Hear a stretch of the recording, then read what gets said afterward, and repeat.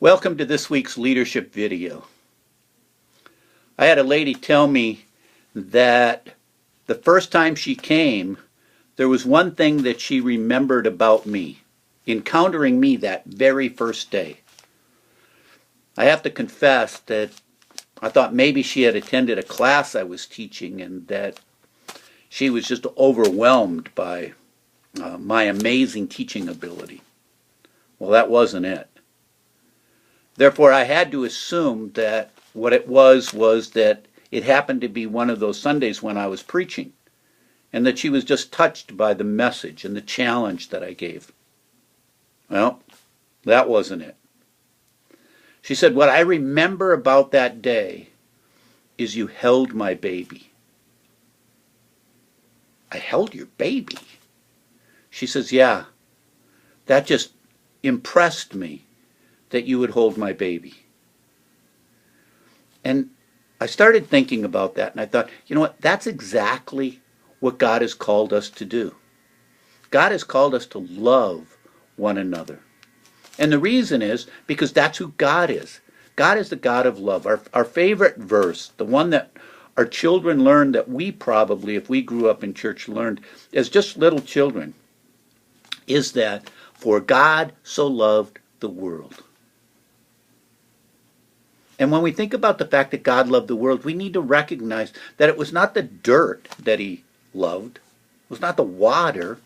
It was his children. Listen to what John says in 1 John chapter 3. "How great is the love the Father has lavished on us, that we should be called children of God." Do you get that picture? God loves us so much. As leaders, that's our challenge. Our challenge is twofold. Number one, to recognize how much God loves us.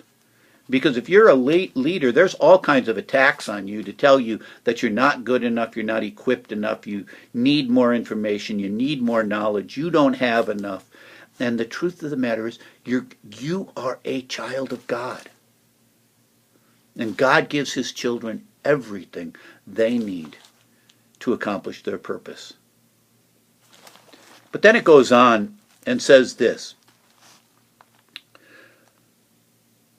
He tells us in all throughout 1 John actually, he says, "And this is his command, to believe in the name of the Son, his Son, Jesus Christ, and to love one another as he commanded."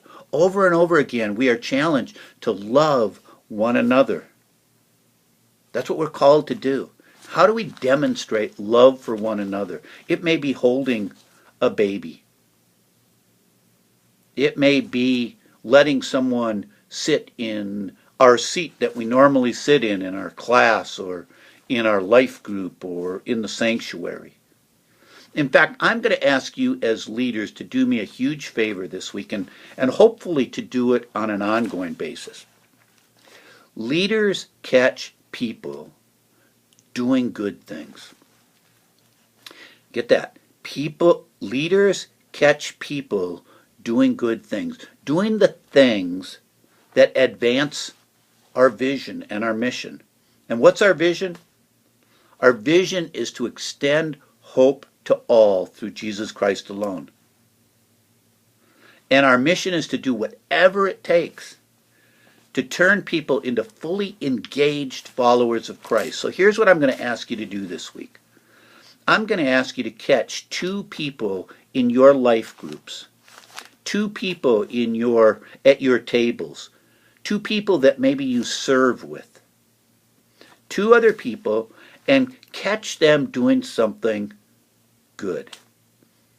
If you're teaching Sunday school, a children's Sunday school class, maybe you just are walking by a room and you look in and you see a teacher kneeling down talking face to face in love to a child.